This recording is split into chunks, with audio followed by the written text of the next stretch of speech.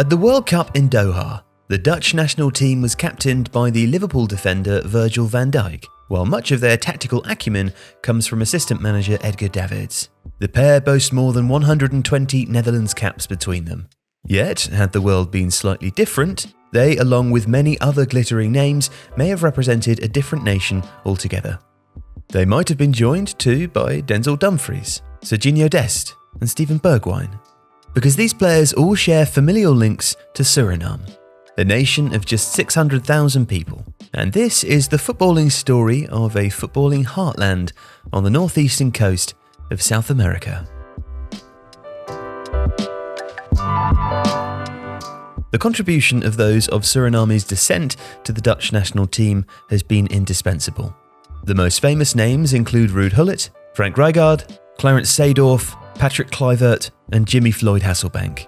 When Georginio Wijnaldum celebrated Liverpool's 2019 Champions League victory, he posed with a flag combining those of the Netherlands and Suriname. On the world stage, talent that owes so much to Suriname is never far away. Yet that nation has never qualified for a World Cup and does not currently have its own professional football league. But ahead of Qatar 2022, the Athletic travelled to Suriname to trace links to the Dutch national team and to hear how the country is plotting a path towards putting its own footprint on world football. It's nightfall outside a modest hotel in downtown Paramaribo, and Henry Seedorf is recalling 1975, Suriname's year of independence. Henry is the uncle of Clarence Seedorf, one of the most gifted technical midfielders of his generation. Seedorf won the Champions League with Ajax, Real Madrid and AC Milan. He also represented the Netherlands 87 times between 1994 and 2008. Seedorf was born in Suriname, the year after the country gained independence from Dutch rule. Henry, a senior member of the Surinamese police force, recalls how Clarence's father left for a better life in the Netherlands. In Paramaribo, Henry explains, there were tensions between communities. Hundreds of thousands of Surinamese people went to the Netherlands as they already spoke Dutch, as well as to evade a plight under a military government back home. We did not come from a rich family, Henry explains. We were from the lower classes. We played football together on the street. With footballs we made ourselves out of plastic, or sometimes with a tennis ball. I remember my sister moved to Holland, and one of her first presents she sent to me was a proper football. Henry was a teenager when baby Clarence, as he calls him, slept in between his legs at the home of his parents. At the age of 2, Clarence and his mother joined his father in the Netherlands. Now, Seedorf became arguably the greatest midfielder of the 1990s, but the law forbade him from representing his birth country, along with anyone else who had migrated. As such, it was never an option for these famous names. These include Rijkaard, whose own father played for Suriname, and Gullit, whose father had been a board member of the Suriname FA, according to current FA president John Krishnadath. Now, in the Dutch national team, adaptation was also not straightforward. At the 1996 Euros, Davids was sent home from the tournament following a disagreement with head coach Guus Hiddink, while Patrick Kluivert once said that he would have felt more comfortable in a Suriname national team. Henry Seedorf says the black players in the Dutch team in the 1990s became known as the Suriname crew.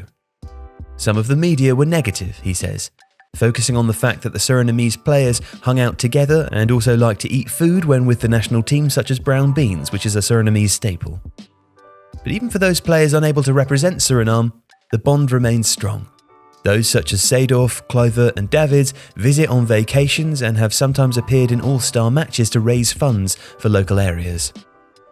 The country has faced significant political challenges, most notably the rule of former military leader Desiré Bouterse, who was previously convicted of drug trafficking in the Netherlands in 1999 before being convicted in a Surinamese court of the murders of political opponents. But he has since appealed.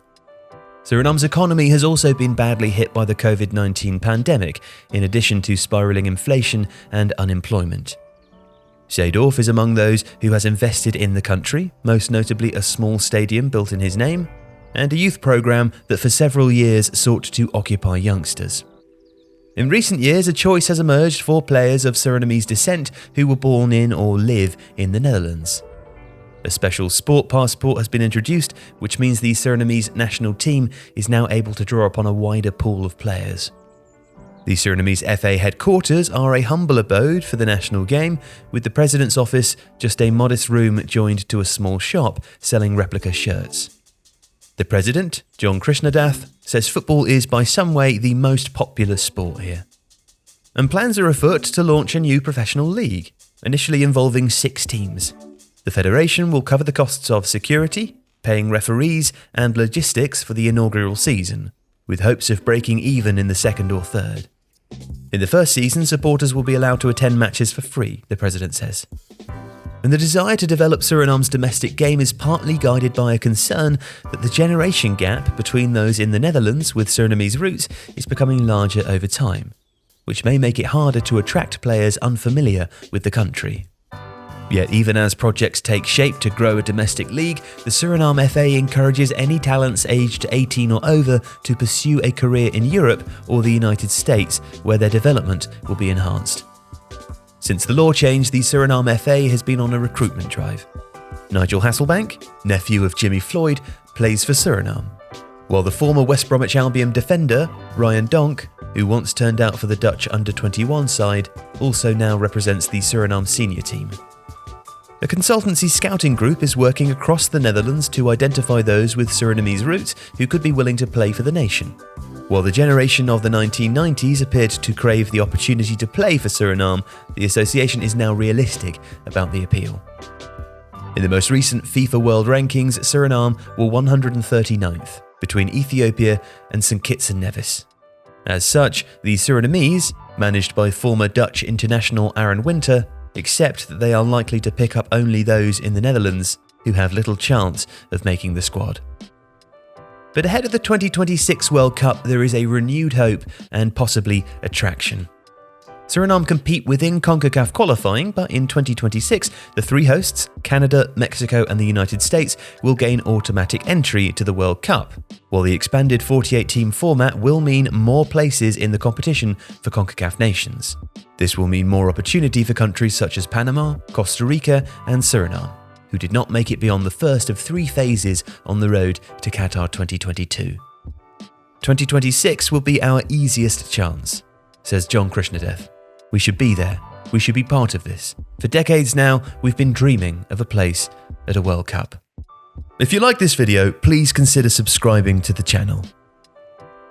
The Athletic is home to some of the world's best sports journalists, including journalists dedicated to each Premier League team, so every fan gets the coverage they deserve, not just the big clubs. And you can try it for free now for 30 days. See the link in the description.